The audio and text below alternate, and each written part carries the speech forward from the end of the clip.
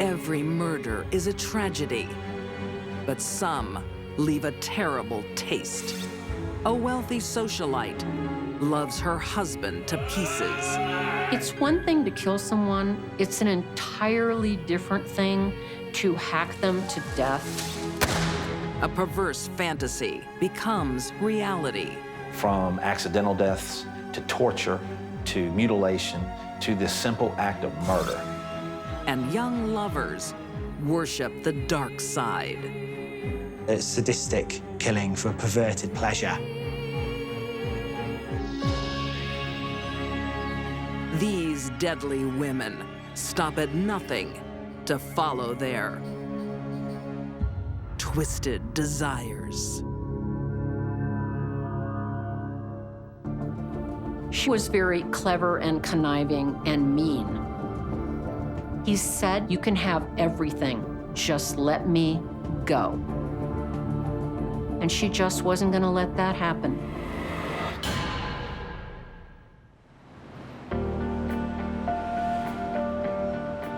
New York, in the 1970s, is a hotbed for revolutionaries. We will not stop until the international community recognizes the plight of the Soviet Jews.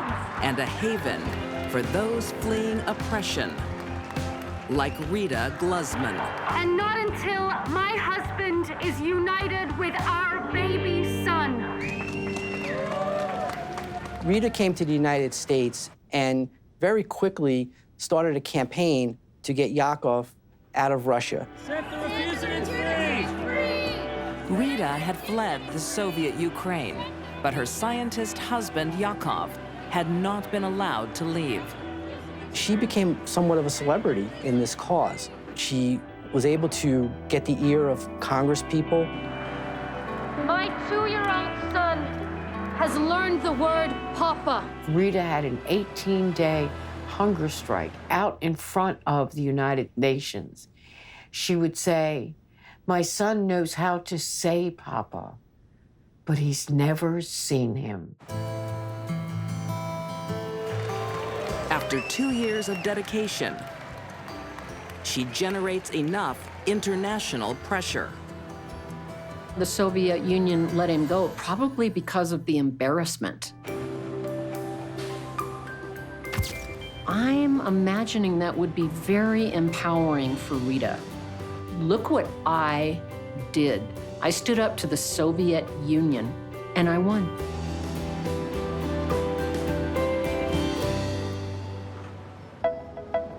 Rita and Yakov aren't the only winners.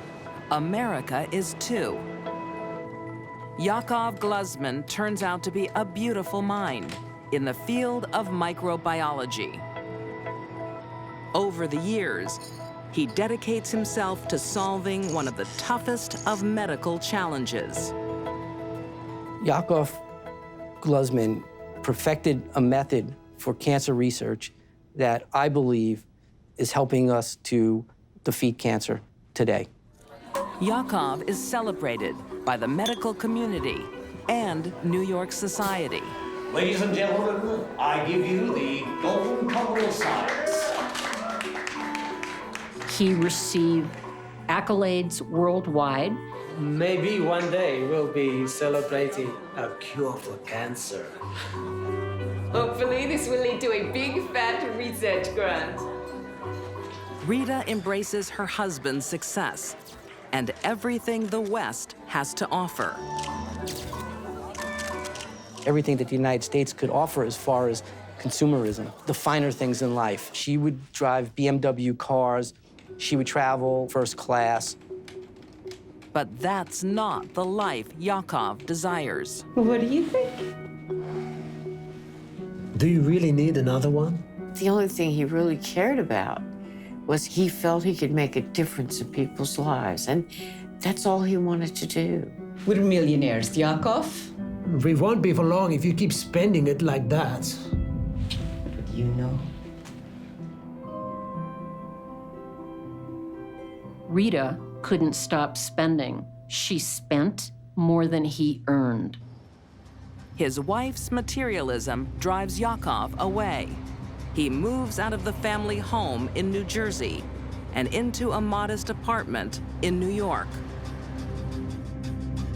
Rita is losing control. So we got a mic in the bedroom and the lounge room. Trying to turn the tables, she hires a PI, hoping for useful secrets. So that she could catch him in infidelity, probably because she figured she would get more in the divorce.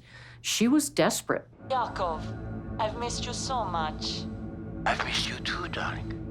Rita hits pay dirt. Yakov has met another woman, an Israeli scientist. Rita really feared that Yakov was going to leave her and go to Israel and start a new life with another woman. When she confronts Yakov, her fears come true. He just couldn't take it anymore. It's over. He decided he had to leave. I want a divorce. She was terrified that she'd be ruined financially. No. She didn't want to lose that lifestyle that she had determined that she was entitled to. For a peaceful divorce, Yakov offers her something he knows she loves: money. You can have everything. The house, the business. You'll get 1.5 million. He wanted his laboratory. That's all he needed. Please sign the papers. Let me go.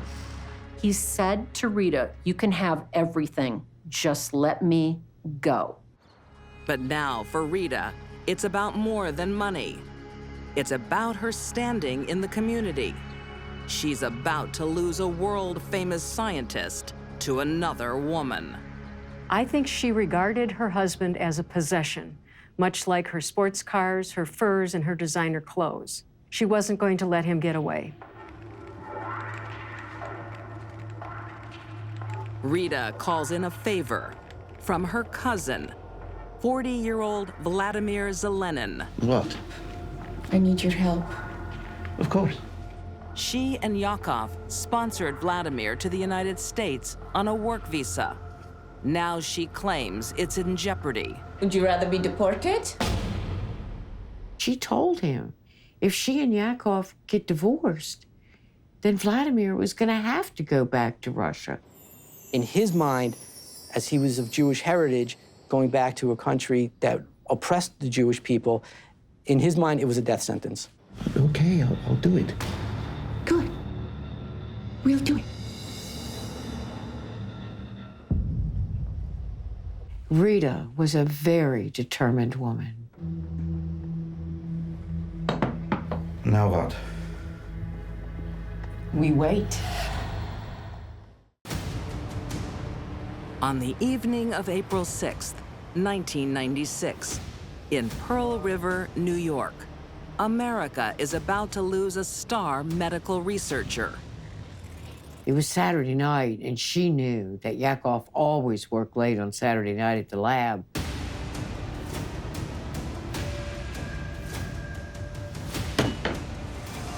They had axes, they had hatchets, and they had knives. They also had a hacksaw and scalpel. Rita Gluzman and her cousin, Vladimir Zelenin, have a lot to gain from science's loss.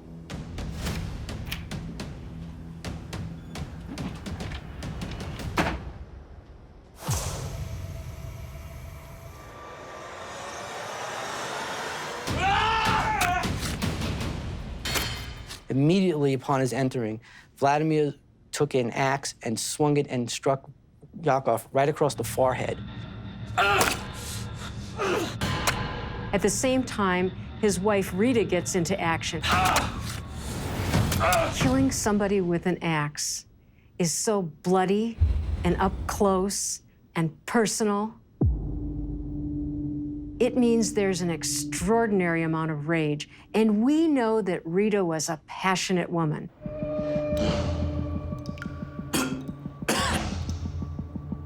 To avoid divorce, Rita needs Yakov to disappear.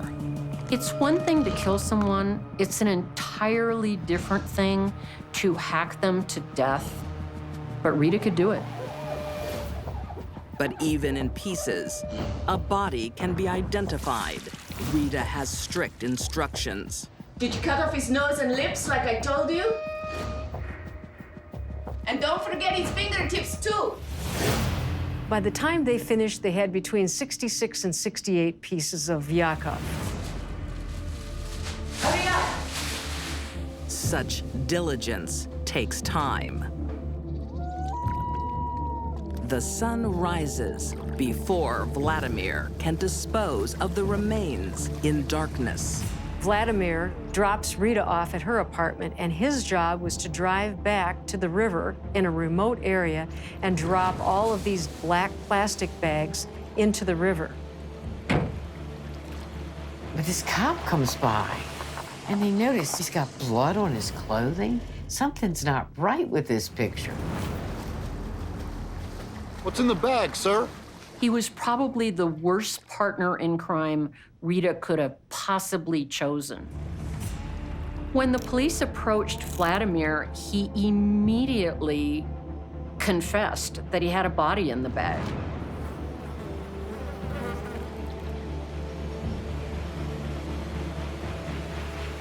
Rita's grand plan falls apart.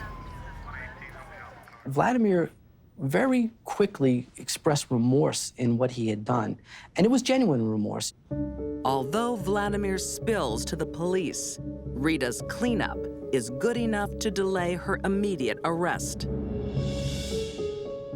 You had to have something evidentiary to back up the statement of the accomplice. You need more. Police cannot find any evidence that a murder was in fact committed in that apartment. But Rita can see the writing on the wall, and she goes into hiding.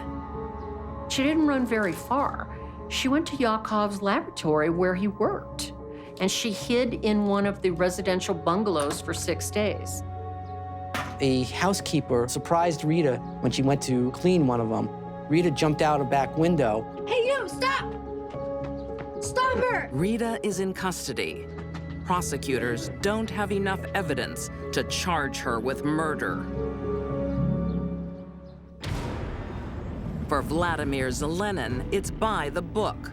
In 1997, he pleads guilty to murder and is sentenced to 22.5 years in prison. He is released in 2015. In his mind, this was a death sentence for him. If he did not cooperate with Rita, she knew that, and she exerted that pressure on him. Without forensic evidence against Rita, a murder charge will be difficult to prove. But thanks to a federal law, Rita is locked away. This law said it was a crime to cross state lines to injure your spouse. And if that injury resulted in death, a certain penalty was attached. Rita Gluzman is convicted of interstate domestic violence resulting in death. She is sentenced to life in prison, no chance of parole. If you really think about it, her getting Yakov out of Russia wasn't about love, it was about her. It was about what she wanted. And killing him, again, it was about what she wanted. This is a crime motivated by anger and greed. Life for Rita was all about Rita.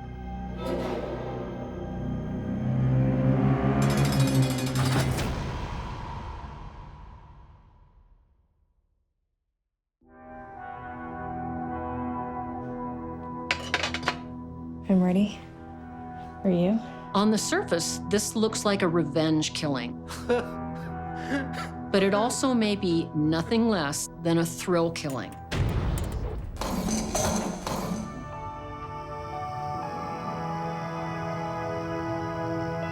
Married 20-somethings, Amanda and Rex Taylor, are like any young couple starting a family in Ellet, Virginia.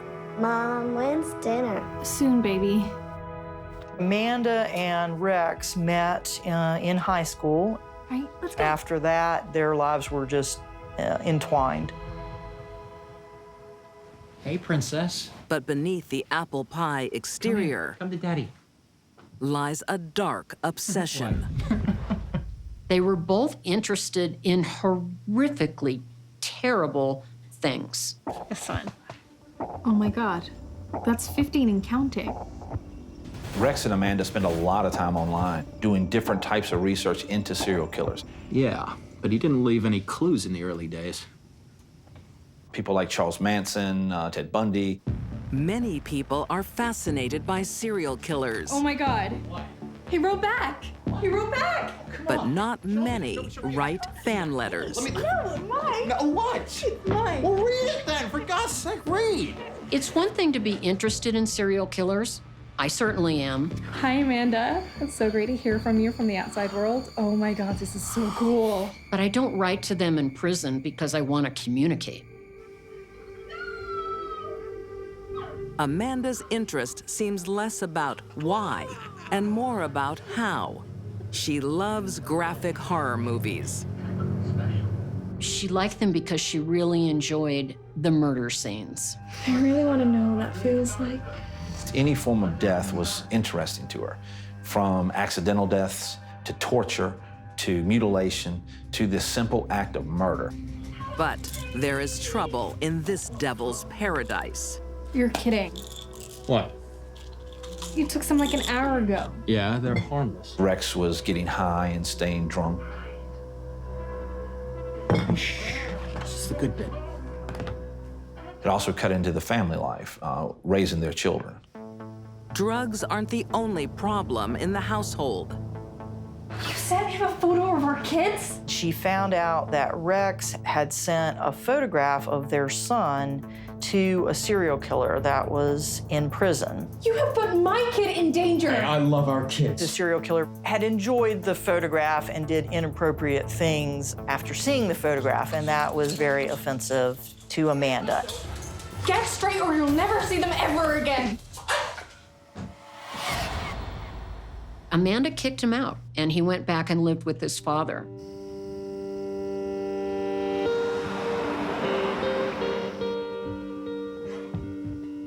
She won't even let me see the kids. I'll talk to her. 58-year-old Charles Taylor welcomes his son back to his modest home. I think it was very difficult for Rex. You're back home with a parent. That you, Rex? Hey, Grandpa. How you doing? Hey, fine. And your grandfather are also living in the home. Those beautiful kids with you? No. You're away from your wife and you're away from your children.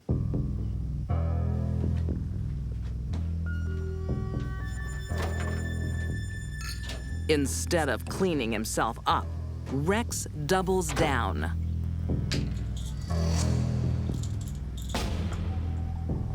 Rex would take anything and everything he could get his hands on to feel better.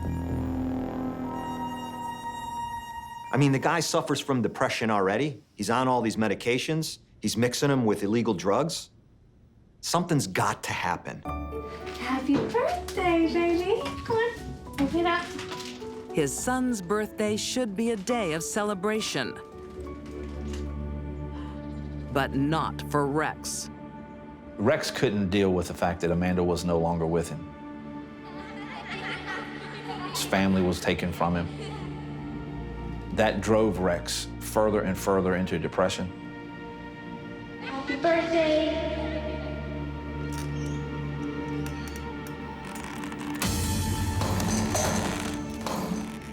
Rex committed suicide on his son's birthday, about 4 to 6 months after the separation. No. No.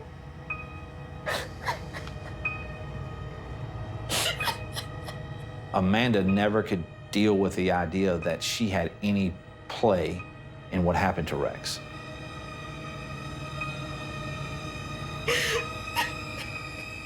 Amanda had to blame somebody for that, and it certainly wasn't going to be blaming herself. And so she focused her anger on Charles Taylor. Amanda blamed Charles for Rex's drug use. Charles Taylor became the person that had caused Rex's death in Amanda's mind. she starts becoming more obsessed with not only death, but murder.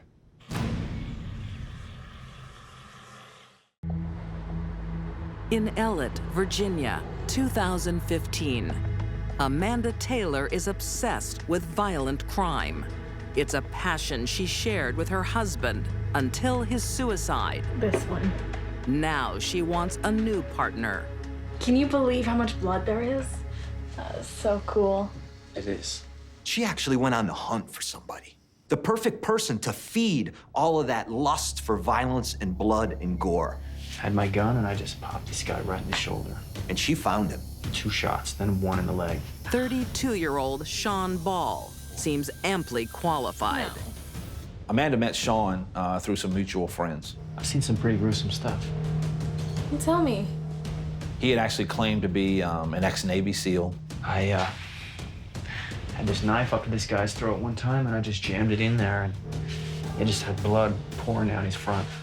Part of an elite warfighting unit. Did he die? I think so. It's so cool. Yeah. But you know what? It's all a lie. The guy's a waiter at a restaurant. Never served time in the Navy. But now Shawn's ready to serve Amanda.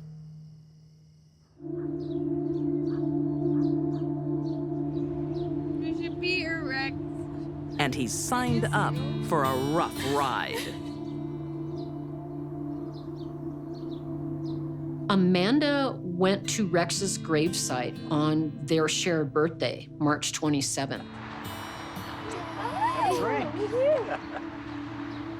Big one. Come on. No. Okay. Between the emotion and the alcohol she was consuming, she became hysterical and out of control.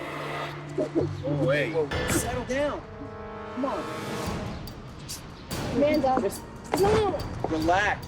She became very distraught at the grave and had this knife, was waving it around, and the people that were with her became concerned that she was either going to hurt herself or perhaps, hurt one of them. Amanda has someone else in mind to feel her knife. I'm ready. Are you? The man she blames for taking her husband.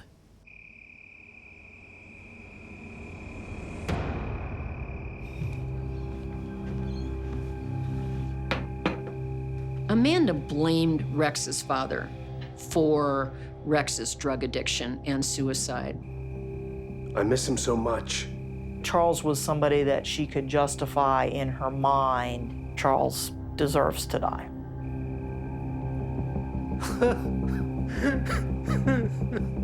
But he wasn't to blame at all. Amanda was just looking for someone to kill.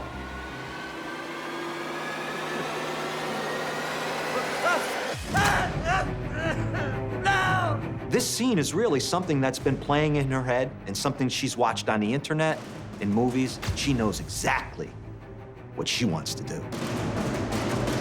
When she started to stab, Shawn had a choice, and he chose to help. And he beat Charles in the head with that tire iron.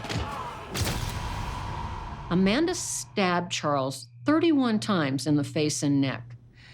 I don't think it was so much out of hatred as it was seeing what it felt like to plunge a knife into someone. Proving this is more than revenge, Amanda goes social. She holds up that knife with blood and flesh all over it. Charles's body is in the background, and she takes a selfie. Amanda was very proud of what she did. Amanda posts this graphic, gory, bloody photograph online. And she says, I stabbed my father-in-law to death because he is responsible for my husband's suicide.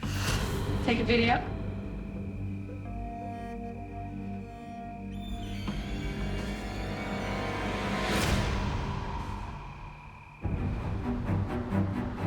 The pair hit the road, but they're not heading home. So who's next?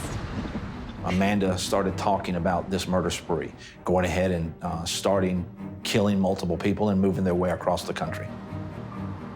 Shawn realizes he's in over his head and tries to knock himself out with sedatives. Amanda is pissed.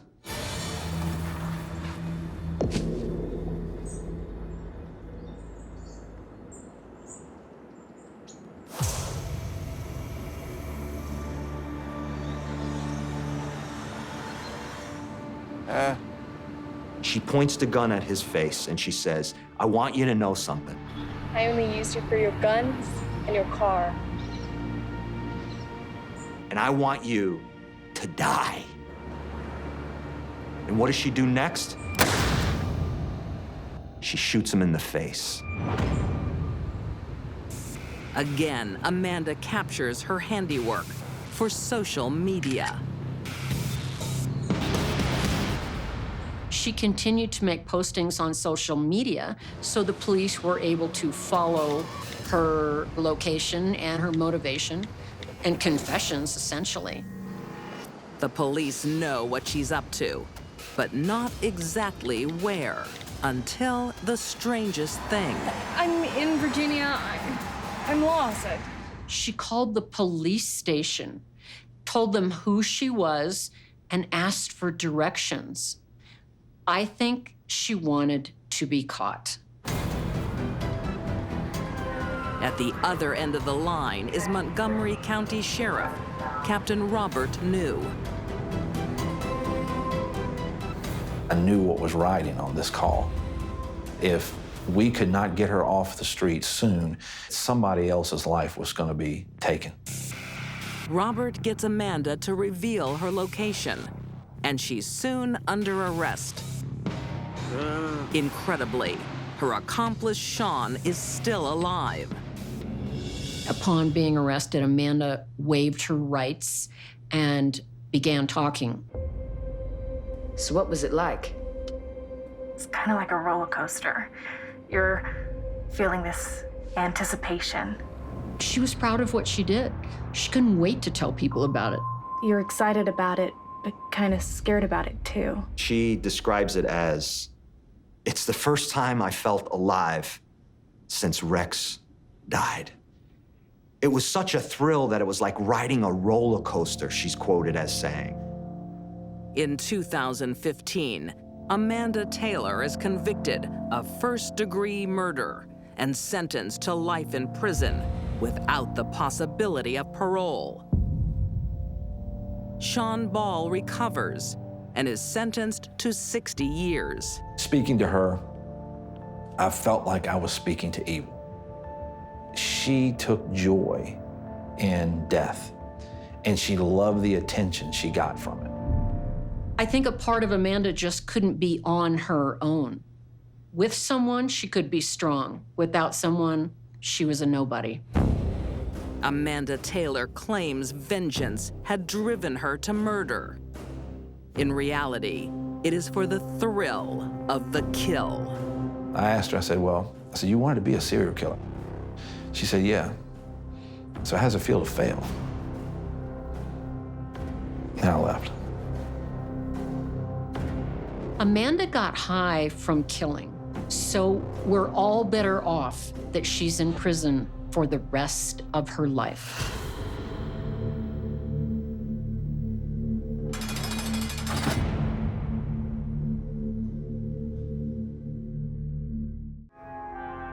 When two people share the same interest and the interest is bad, there comes a point where talk is no longer enough. They need a real, live victim. 2014, England's historic village of Stratford-upon-Avon. Hey, Kaylee. Hey. I love your hair. Thanks. I wish I could do mine like that.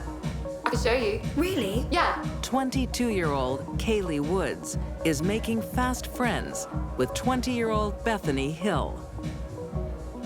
Bethany and Kaylee met at college. They instantly became friends. My turn. It wasn't long after they met that Kaylee invited Bethany to come and live with her. They don't just share a love of hair and makeup. So, what did you say his name was again? Jack. Jack Williams. You're joking. No, do you know him? Oh, you are not gonna believe this. They have the same taste in men. He's always late. Oh, I know. He's gonna die when he knows who my new friend is. He is gonna die. Yeah, he will. Kaylee's boyfriend, What? 21-year-old Jack Williams, Long time no see. is Bethany's ex. Yeah.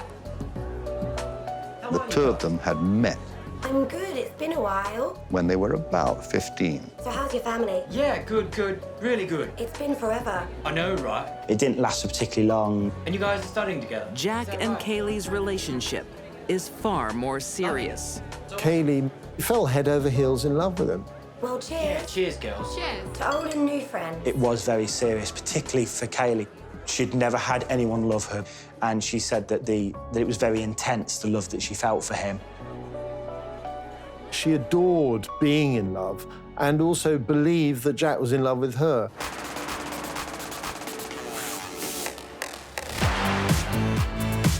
Two now becomes three.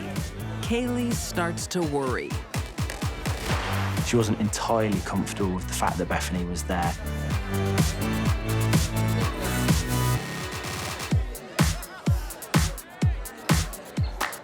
Set this one out, Bethany.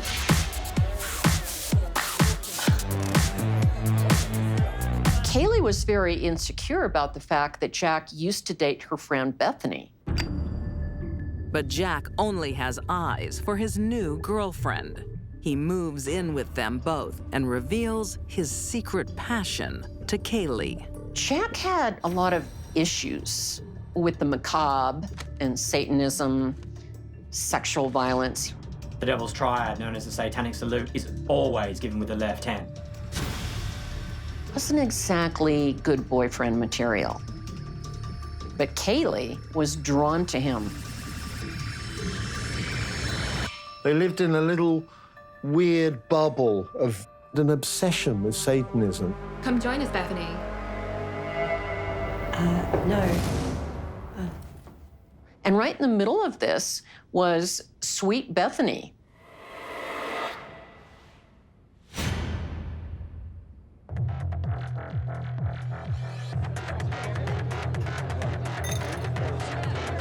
Kaylee doesn't have to worry about Bethany getting between them. But she does have to worry about Jack. You're acting like a whore.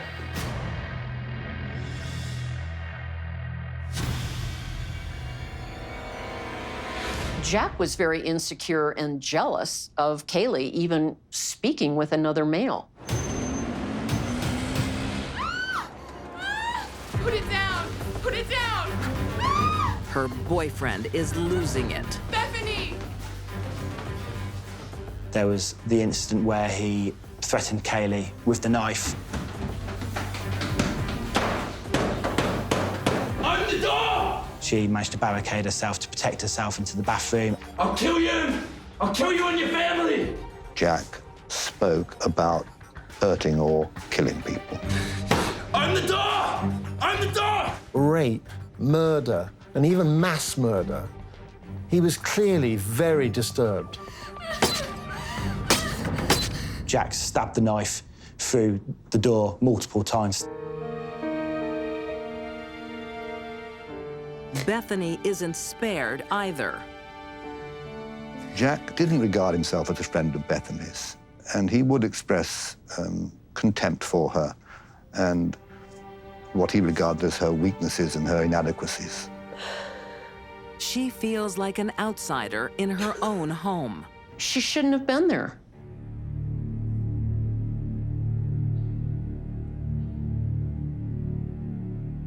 Bethany had her own mental issues. She suffered from intense depression. She was self-harming. I don't think anybody could be happy living in that environment. The girls have had enough. They call the police. Jack was immediately forced by law to move out of the apartment. With their nemesis out of the house, the pair mend their friendship and look forward to happier times. I got pizza. Until Jack's back. In Stratford-upon-Avon, England. What are you doing here? You missed me. Kaylee Woods has lapsed. She just can't live without boyfriend, Jack Williams. It's okay. He's changed. It's a shock for roommate Bethany Hill. Trust me, it's okay. Bethany wouldn't be happy about him coming back to the flat. Bethany was in trouble.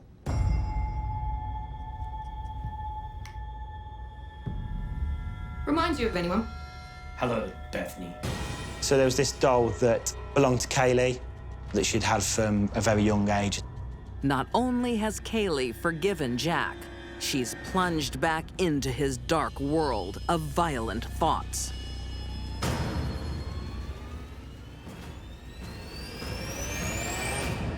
When Jack created that fetish doll, he must have had in mind the idea of binding someone and indeed torturing them.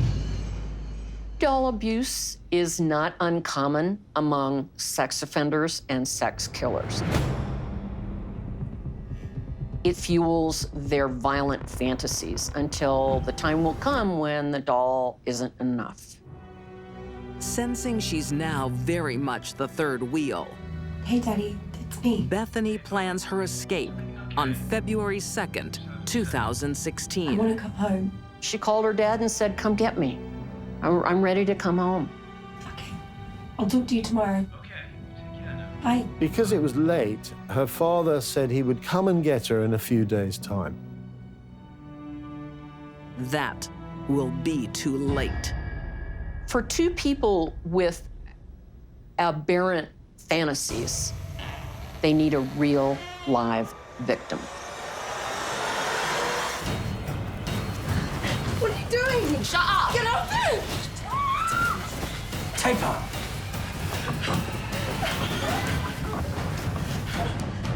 Bethany was dragged to the bathroom. Her head was smashed against the wall.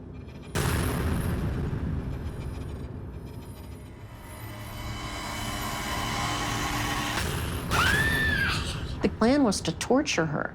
You can't torture a dead person. Put head forward. Okay. A knife had been repeatedly drawn across the back of her neck, intended to inflict pain and fear. After an hour of unspeakable horror, the thrill is over. The knife was used to cut Bethany's throat. It was horrific. Once her jugular vein was severed, Bethany would have died in about 10 seconds.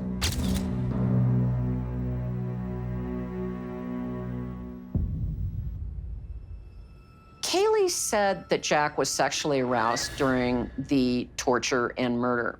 Torture of another person usually turns on the sadist.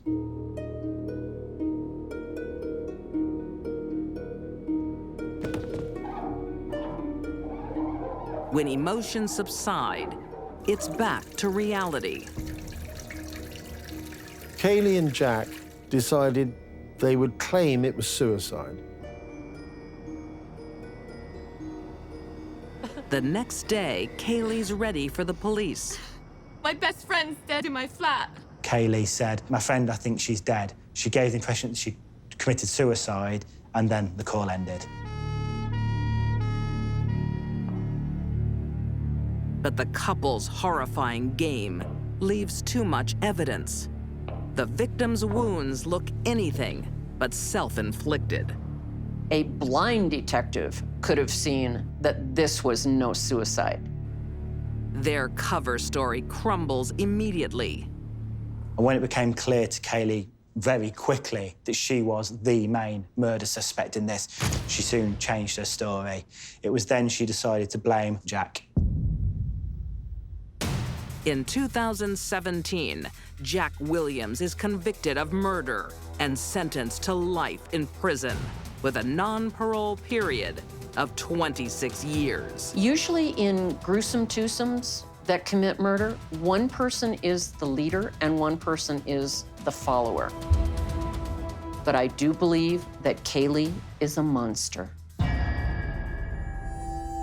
Kaye Woods is convicted of the same charge, also receives life with a minimum of 26 years behind bars. Neither Kaye nor Jack have ever told the truth about what went on in that flat. The only person who knows the truth is Bethany. And sadly, Bethany isn't here to tell us. An innocent woman wishing no one harm became a tragic tool for twisted minds. Jack and Kaye went in search of a thrill and turned to the closest target. The relationship between Kaye and Jack is probably the sickest I've ever come across. They fed off each other's twisted desires, and poor Bethany was the innocent victim of this. Thrill killers come in both genders, all socioeconomic levels. A black heart does not discriminate.